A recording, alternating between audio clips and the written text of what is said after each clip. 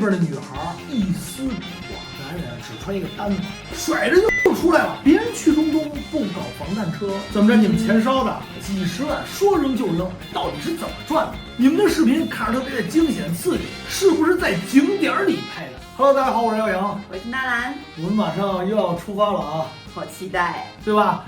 自从我们上一个视频一发出，很多的人问了我们很多的问题，所以借今天的机会给大家整理分享一下。第一个，有人说啊，你们的视频总是看着特别的惊险刺激，是不是故弄玄虚？是不是在景点里拍的？是不是？你说呢？首先问这个问题的一定是看我们很多巴比亚的视频，就是大家很多的人不能相信世界上还有这种土著人啊、原始人啊。首先我们在去巴比亚的时候，当地不是没有中国人，对，其实有2万以上的我们的华人。巴比亚新几内亚，对，而且呢，我们有的时候还会借助我们中国人的这方宝地，比如我们住的人那儿，甚至还人能帮着寻路，帮我们找人，然后我们再进这个原始丛林。巴比亚新几内亚几乎没景点，对，基本上它没有什么景点对外收票没有，所以我们整体拍摄的环境就是在巴比亚中部高地的原始丛林里完成的拍摄。因为这个地方没有人去过，大家也看不到相关的一些东西，所以就会导致到很多人会说，哎，你这是不是就是让他们表演一下，你们拍摄一下这种？其实就是世界之大无奇不有。对，所以呢，耀阳和纳兰是大家的眼睛，带着大家看这些不可思议的事儿。对。还有朋友问，你们老请保镖啊、翻译啊，这些都是怎么找到的？怎么联系的呢？没错，其实我们在穿越非洲的时候，有的时候我们就会有翻译，有的时候没有。就是我们怎么联系这些人，通常都是我们抵达这个国家以后，我们会拿出一部分的时间，我们找到当地会说中文的机构，有我们中国办的，有当地人办的，完了我们去跟他们说明我们的情况，看能不能找一个人跟随着我们。还有就是有我们的华人同胞帮助我们，对，帮助我们介绍。我们有的时候在一个地儿一面试就是好几天，因为我们去的这些地方有的时候比较危险，所以我们要选的人中文好不好，其实不是一个特别唯一的标准，有可能他中文稍微差一点，对，但是我们更看重的是他的人品，对，一定是能够让我们托付后辈的人，对。大家可能有人看过我们的穿越非洲的视频，很多的时候我们会发生一些意外，一旦如果是翻译倒戈了或者翻译跑了，那我们的危险会非常的不可想象。所以就是说，很多人会说，哎，你们的保镖啊，或者你们的翻译会不会在关键的时刻出卖你们？其实这个在之前我们就已经做好了很多的功课，就是首先他是一个什么样的人，我们通过什么样的渠道找到他，或者是在他当地的一些他的家庭、他的背景，我们都是了解的相对比较清楚。还有就是耀阳比较聪明的一点经验啊，就是保镖基本上都是后付费，对，而且你还得高工资，足够高工资让他有忠心，对，有中间人介绍，起码他不能够轻易逃跑，然后就是后付费他会有顾虑，对，基本就是属于这3点，对，是吧？还有说你们36万的车说买就买，8星拍摄几十万说扔就扔，你们这么多钱到底是怎么赚的？耀阳到底是不是富二代呢？对，富二代我是还是不是呢？那是不可能的啊！我们要说创1代，我们是有可能的。之前其实我们有开过几家公司，有这种广告公司，我们有旅游公司、海外婚礼公司，我们还投过互联网，所以有一定的积蓄。对，然后做了自媒体以后呢，我们平时也有一些广告啊，有一些代言啊，有时候呢我们还会有直播带货啊。完了呢，原来视频还有中视频计划阅读可能还能赚，因为耀阳在中视频计划里边一直都创作者排名非常的靠前，还可以啊，一直是这个还可以啊，感谢大家帮助，感谢。但是现在中视频下架了，它就几乎没有了，所以我们呢，有的时候我们还有一些习惯，就是其实我们还有一些别的产业，我们还有一些其他的线下的这种收入，所以这个基本上就是收入不算很高，但是呢，我们比较敢花，对，我们希望能够，在有生之年，趁着年轻，能够带着我的兄弟姐妹们一起去看看这个世界不一样的地方。就是喜欢猎奇，就是喜欢去记录这些很多人没有涉足过的地方。没错，所以你们一定要跟随耀阳的脚步啊！然后呢，还有很多人说，你们一走就是很久，然后你们的签证是怎么办的呢？是一关一关的办呢，还是说这个一下就全办？一下就全办了，因为毕竟有那么多的国家。来给大家看看啊，兄弟们啊，展现实力的时候到了。这是我们俩的护照啊，兄弟们。这个我还刚才跟我说少拿一本，少了一本，少了一本啊，没不知道去哪里了。就大概跟扑克牌一样啊，兄弟们，这全是我们整个，比如去一般的情况下，我跟大家说啊。我们两个不太一样，是因为我们在做自媒体之前，我们已经去有70个国家了，所以我们欧美、澳、新加这种发达国家，我们原来都去过，所以我们办签证比较简单。比如像非洲呢，比如打比方啊，像纳兰这非洲纯一本全是非洲，我一本全是非洲，一本没有别的，全是非洲啊。而且其实我觉得非洲很有意思的就是它每一个那个章都是你很难见到的，尤其是就比如说那种非常远的、非常偏僻的一些小的国家。看这是啊，这是纳兰的护照啊，你们看看啊，这是毛里塔尼亚的毛里塔尼亚签证，就是各种各样的小国签证，给你盖特别密。他们非常节省纸张，非常密啊，一个接一个，一个接一个，一个接一个，你们看看这一本啊，非常有纪念价值，就是我们穿越非洲的这个一年多的，就这还是一部分，兄弟们，2年的一个行程。对，这还是一部分。我们通常到了一个国家会办第二个国家签证，因为一般在非洲邻国它能办，但也有国家是不行的，对吧？比如像什么南非，当时我们去津巴布韦的目的其实是为了办签证，对，因为他指定了说我们是外国人，是办纳米比亚的签证。纳米比亚当时只有2个非洲国家可以办。哦，对，然后呢，还有就是有一些国家呢，其实你到达这个国家之后，然后你要去了解到下一个国家怎么签。对。而且还有一个就是咱们非洲的这个签证，如果你在中国办的话，你的费用要乘好多倍。好多倍，真是非常贵。还有这个啊，兄弟们看看这个。这个是纳兰的阿富汗签证，这是我们之后我们要前往中东必去的一个国家，阿富汗，这个签证其实比较难办。对，之前大家知道我们去过阿富汗，但是那个时候的签证和那个时候没有签证啊，对，那个时候不能算有签证，就是一个邀请函，然后你过了之后落地交$200，对，然后你就相当于进入这个国家，但是在你的护照上没有任何的体现，没有记录，所以那个时候才真的是非常的危险。这个是我们今年是第137和136，2个人拿到的阿富汗签证，阿富汗签证还专门人家的大使给我们俩视频，特逗，面试。真的加了我们的好友，直接面试，我都傻了。他正开车呢，我说你赶紧停旁边。哦呦哈，别出，赶紧找安静的地儿，别出事儿啊！这还给我们面试，说你们干嘛去啊？好，面试的跟美国似的。对，哇塞！所以整个想穿越中东这个签证，从阿富汗开始就变得有点困难。对，这个是真的非常难。还有人说你们马上就要去中东了，你们会去看你们之前你们拍摄过的小红帽啊、冰雪女孩啊、山上那九口啊，会不会去看？我们去不去？我觉得我们既然到达了阿富汗，一定要去看看他们，因为其实通过2年多的一个时间，我们其实也从别的各个地方有看到过他们，也看到过他们的成长，但是感觉到还是挺辛苦的，所以我觉得每一次看到的时候，就内心还是会很难受。希望我们这次去呢，能够给他们一些帮助。真的，纳兰特别的善良。刚才今天早上起来跟我说，我们去看看小红帽，他们家现在过得什么样？听说那边不让女孩上学了，到底是不是真的？我们能不能帮帮他们？我们能力所能及，能帮到什么程度？对，我们一直也在讨论这个问题。我们去看看，去看人家具体是，毕竟之前他的父亲我们就没见过，所以这次看看是不是能沟通、能交流一下，我们对他们到底能有什么样的帮助？我真的觉得。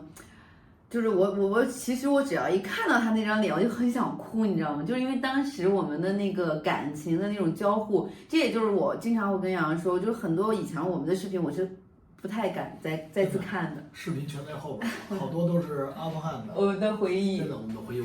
我觉得啊，我们这次穿越中东会有更多的故事走进我们的视野，走进大家的视野。好期待，是吧？好，有人非常好奇，我们这次去中东准备了什么？让大家看一眼，兄弟们啊，看看这个是我的百宝箱啊，东西还没齐啊，大家看看啊，这个啊是我们的靠山啊，这是我们的底线，我们的护身符，这个啊纳兰颈椎不好，给他靠枕还没打开啊。哇塞，我都不知道哎。一个小惊喜，这是我们的车贴，兄弟们看看，各种各样的车贴全齐啊，这回就不容易吹掉了。完了，包括这个，哇塞，看看，这是我们的logo 耀阳环游记啊。还有什么宝贝？还有什么宝贝？哇，这是护肤的啊，这少不了。这我买了一箱，看这是一箱，全封。这一箱都未必够。这厉害了。现在兄弟们所有的外国友人请划走，谢谢啊。我打开了啊，这是我们中国的高科技产品，兄弟们。哦，是什么？中国高科技啊。哦，记录美好生活。当我们用上它的时候那就可能是有点危险了，兄弟们最好不用。来，先收起来。还有这个。哦，兄弟们，这次我把我的车牌给置换下来了，兄弟们积分恩，祝我们这个一路平安，必须平安。还有人问，为什么你去哪儿都带着媳妇儿，又苦又累，好多地方那女人连衣服都不穿还一夫多妻，你们不尴尬吗？你尴尬吗？你尴不尴尬？我不尴尬。那我也不尴尬。主要是兄弟们是这样这个自从2021年我一个人出去以后他有点不放心我。不是，他不放心我的安全。对，他不是不放心别的，是我可能后来我去这个地儿都比较危险。其实我有的时候我跟他说，我说你别去了。从阿富汗之后我就说你别去了，你在俄罗斯等我阿富汗出来我再接你。但是我觉得我在俄罗斯可能更危险。他说的话，反正我挺感动的，就是简单的来说就是生死与共，就是我们一块儿在很多地方真的是生死，这已经不能用夫妻来形容了，我觉得这个是属于你想说啥？灵魂捆绑。对，人家现在就想说，那好多地方的女生连衣服都不穿，你不尴尬吗？我不尴尬。你为什么又这回来了？你还记得吗？我们其实是这样你要说完全不尴尬，也不能这么说。我们有一次在南苏丹走大街上真的那边的女孩一丝不挂，真的就光腚在大街上走。他能说吗？能说，没有画面就行你们脑补一下。他还问我，他说看那个，我戴一墨镜，我早看的。还有你说，那你怎么能够这么淡定？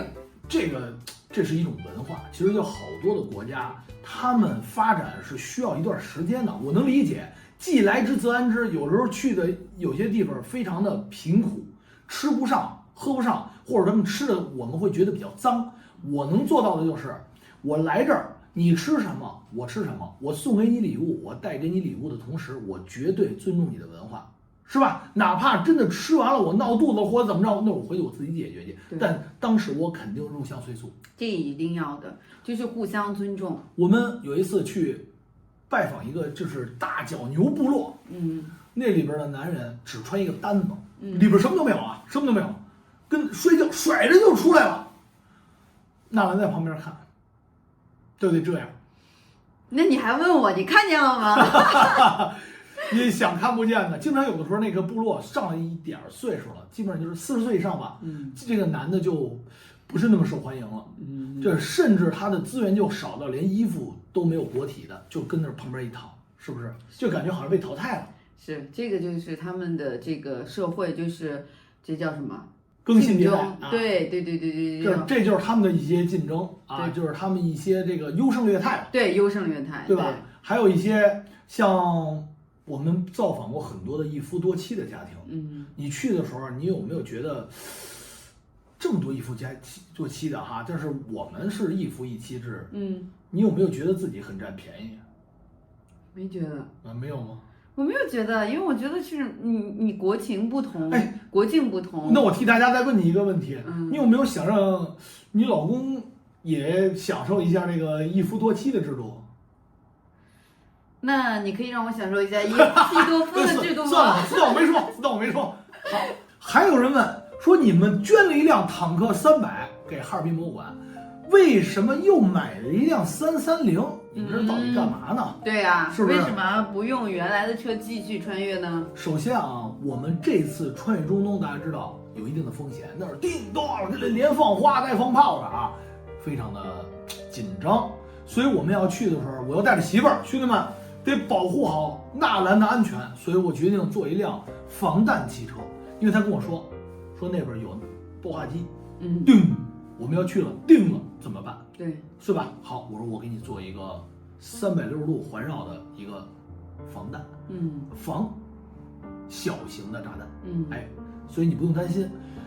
第一点，做完防弹这车特别的重，如果用之前的坦克300，或者我再买一辆2.0T 的车拉动。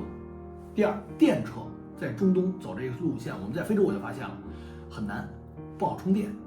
我们在阿富汗老没电，我提了一1000分电瓶，楼上楼下，他们缺电，所以如果我要开辆电车的话，很容易我觉得走不了，哎，所以我必须买一个越野性强，又是大排量，还得是比较皮实耐用的车，我们自己开的300从这个非洲2年没坏，所以我真的是很保命的，对我心里比较认可这辆车，所以它给我们的安全感。对，它出了3.0T 双涡轮，就是 TT，双涡轮 V6发动机，哇塞，我觉得这是好多越野男人的梦想吧。我就觉得它如果没有这么强大的动力，应该是带不动防弹的。没错，这个防弹改完了，你们猜大概有多重，是吧？我觉得虽然330原厂配置就算挺高的了，8段的氮气减震。28寸的轮毂是吧？265的胎，我觉得扛不住，就包括它的支撑件顶巴，我认为都扛不住。那怎么办呢？我要再给它进行2次改装，改装完防弹以后，咱们汽车还要再升级。所以这就是为什么我们在国内现在停留了这么长的时间，很多人都说啊，你们不出去了吗？然后上次你们说去中东，怎么没有下文了？一直在准备，我觉得这个过程太漫长了。还有人问啊，这是最后一个问题，什么？说怎么别人去中东不搞防弹车，你们非要搞？怎么着？你们钱烧的？还是说还有你们这个 B5级防弹到底能防什么呢？那我们搞这个是你觉得是钱烧的吗？首先是这样，就是你们看耀阳的视频会发现，我们去了很多的地方，非常的深入。可能很多人会说，哎，你们应该查一查攻略。耀阳就笑着跟他们说，我就是那个做攻略的人，查只能查我的攻略。对，就是我们去到的地方就是很深入的这种。为什么我们很多这种小语种的国家，我们一定要配翻译？要找不到。很多人会说啊，我看别人也不配翻译啊，那人家是不是更厉害或者怎么样？这个其实是我们配翻译的一个原因，就是我们要挖掘更深层次的文化，就是他们的这个，我们去一个国家肯定要更深度的去了解它，而不是说我只是拍一下我自己，哎，我到了这个国家这个样子，然后我们能做这个防弹，是因为我们要去入到的地方，可能目前为止你们到时候看的只有我们。对。就是比如像之前我们去过很多阿富汗的地方，未排雷的地区，对，就是翻译没去过。你要翻译都没去过，当地很多人没有外国人去过，就这种地儿，如果我们不请翻译的话，我们找不到，对吧？我们找不到，而且我们没法跟人交流的话，我们没有办法去深入的去别人家的生活，没有办法。比如巴布亚新几内亚，我们去这个地方，你们大家看，我们的翻译也没去过，他还得找朋友，当地还得再招保镖，然后就这样，他的语言到当地不管用了。同样在中东这地区也是这样，你从首都请了一个人，你到地区可能都不好使了。何况如果您不请人，那您整个这个路线，我个人觉得就比较浅度，就我很难记录到很生动的、很深度的当地的文化。对，所以这就是我们一直以来的一个初衷，就是我们要去到的地方，一定就是说现在可能有人类未曾去踏足的地方。对，挖掘这些东西可能对我们来讲更加有意义。耀阳其实他就会想，我的作品可能等10年、20年以后你们再看，那它可能就已经是唯一。没错，然后刚才有人说 B5级防弹到底是能防什么？我好想试一下，是吧？我觉得啊，这个我也不是专家，因为咱们现在没改完呢。我听说 B5级叫双防弹，就是单层防弹钢板可能这么厚，双防弹可能是不是就厚一点？完了 B5级是能防7.62，7.62咱们所说的 AK-47，然后7.92就是咱们所说的狙击步它能不能防，这我不知道。所以咱们过几天咱们一块儿去拿车，咱们看看这玻璃到底有多厚，它有多重，咱们做几个试验。好了，兄弟们啊，我们要继续收拾行囊了，再有问题记得留言啊。大家觉得我们还需要什么呢？还需要带什么呢？我们会逐步的跟大家